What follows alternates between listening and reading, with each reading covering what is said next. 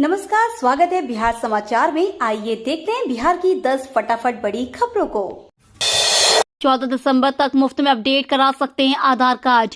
UIDAI ने मानक शुल्क हटा दिया है। 14 दिसंबर तक आधार अपडेट कराना चाहते हैं तो आपको 50 रुपए शुल्क नहीं देना होगा। इस अवधि के दौरान नागरिकों को बिना किसी अतिरिक्त शुल्क के अपनी जनसांख्यिकी जानकारी, पता, जन्मतिथि, लिंग, मोबाइल नंबर और ईमेल को सही करने का मौका मिलेगा।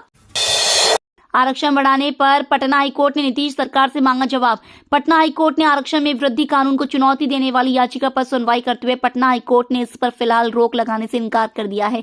मुख्य न्यायाधीश के विनोद चंद्रन एवं न्यायाधीश राजीव रॉय की खंडपीठ ने गौरव कुमार की याचिका पर सुनवाई करते हुए शुक्रवार को राज्य सरकार से अगले वर्ष 12 जनवरी तक जवाब मांगा है। बाटा के आदेश की अनदेखी करने से शिक्षकों का कटा 1 हफ्ते का वेतन। बिहार की शैक्षणिक स्थिति को सुधारने के लिए शिक्षा विभाग के अपर मुख्य सचिव के पाठक लगातार प्रयासरत है। इसी कड़ी में उन्होंने सख्त रवैया अपनाते हुए 1 दिसंबर से स्कूलों के लिए नया मॉडल टाइम टेबल लागू किया है।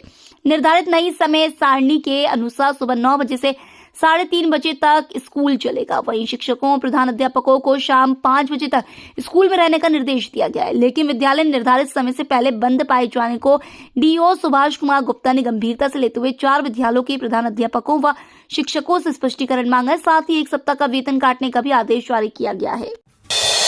इसी माह से बंद हो जाएंगी ये UPI ID।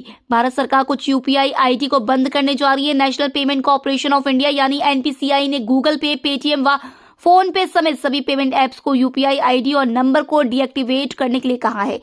इसके तहत उन्हीं UPI ID को डीएक्टिवेट किया जाएगा जिनका इस्तेमाल पिछले 1 साल से नहीं हुआ है। NPCI ने थर्ड पार्टी ऐप प्रोवाइडर और पेमेंट सर्विस प्रोवाइडर को 31 दिसंबर तक ऐसा करने के लिए कहा है। बिहार में बारिश देगी दस्तक, चक्रवात का भी दिखेगा असर। बिहार का मौसम अब करवट ले रहा है। बंगाल की खाड़ी में जोर पकड़ रहा समुद्री साइक्लोन हरियाणा के आसपास सक्रिय, पश्चिमी विक्षोभ और मध्य प्रदेश में सक्रिय दिख रहे चक्रवाती परिसंचरण का संयुक्त प्रभाव बिहार की मौसमी दशा पर साफ तौर पर दिखाई पड़ने लगा है। इससे असर से 4 दिसंबर तक राज्य के अधिकतर हिस्से में बादल छाए रहने की संभावना है। IMD के अनुसार राज्य के कुछ इलाके में हल्की से मध्यम बारिश के आसार हैं, साथ ही चक्रवात की भी संभावना है। नियोजित शिक्षकों को राज्यकर्मी बनाने की नियमावली हुआ तैयार। बिहार के नियोजित शिक्षकों को राज्यकर्मी का दर्जा देने की तैयारी में शिक्षा विभाग जुटा हुआ है। नियोजित शिक्षकों को राज्यकर्मी का दर्जा दिए जाने के बाद उनके पदस्थापन को लेकर उनसे 3 विकल्प मांगे जाएंगे। शिक्षक बताएंगे कि वह किस जिले के स्कूल में पदस्थापना चाहते हैं। इसको लेकर उनसे 3 विकल्प शिक्षा विभाग लेगा। इसके बाद मेधा सूची के आधार पर इन शिक्षकों का पदस्थापन होगा। दरअसल शिक्षकों को राज्यकर्मी का दर्जा देने के लिए नियमावली को इन दिनों फाइनल टच दिया जा रहा है। इस दौरान यह बातें छनकर सामने आ रही है। बिहार में BPSC पास शिक्षक से पकड़ुआ शादी मामले में गिरफ्तार। बिहार में BPSC परीक्षा पास एक शिक्षक का पकड़ुआ विवाह इन दिनों सुर्खियों में। वैशाली जिले के पातेपुर थाना क्षेत्र के रेपुरा उत्क्रमित मध्य विद्यालय में पदस्थापित BPSC शिक्षक का अपहरण कर पकड़ुआ शादी मामले में पुलिस ने प्राथमिकी दर्ज कर एक आरोपित को जेल भेज दिया है। वहीं अपहरण शिक्षक का न्यायालय में बयान दर्ज कराया गया है। पुलिस इस मामले में अन्य आरोपितों की गिरफ्तारी के लिए छापेमारी कर रही है। इस मामले में अपहरण शिक्षक के दादा ने 5 लोगों को आरोपित बनाते हुए प्राथमिकी दर्ज कराई है।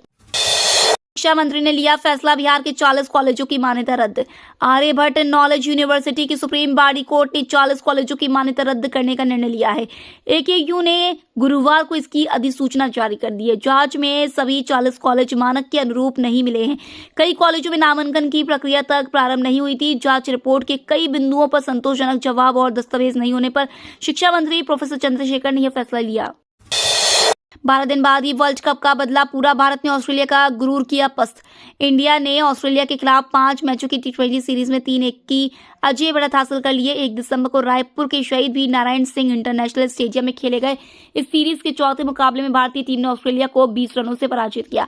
अब दोनों टीमों के बीच 5वां और आखिरी T20 मुकाबला 3 दिसंबर को बेंगलुरु के M चिन्नास्वामी स्टेडियम में खेला जाएगा। पटना और पूर्णिया में 10 पुलिसकर्मी वाहनों से अवैध वसूली करते धराए। बिहार में खाकी फिर एक बार दागदार हुई है। राजधानी पटना और सीमांचल क्षेत्र की पूर्णिया में पुलिसकर्मियों के द्वारा अवैध वसूली करने का ताजा मामला सामने आया है। पूर्णिया में 9 पुलिसकर्मी जबकि राजधानी पटना में एक सिपाही के द्वारा अवैध तरीके से वाहनों से वसूली की गई। इसकी भनक जब ट्रैफिक SP को लगी तो उन्होंने इसकी जांच करवाई। जांच में हैरान करने वाली हकीकत सामने आई। उक्त सिपाही ट्रांसफर होने के बाद भी वसूली कर रहा था।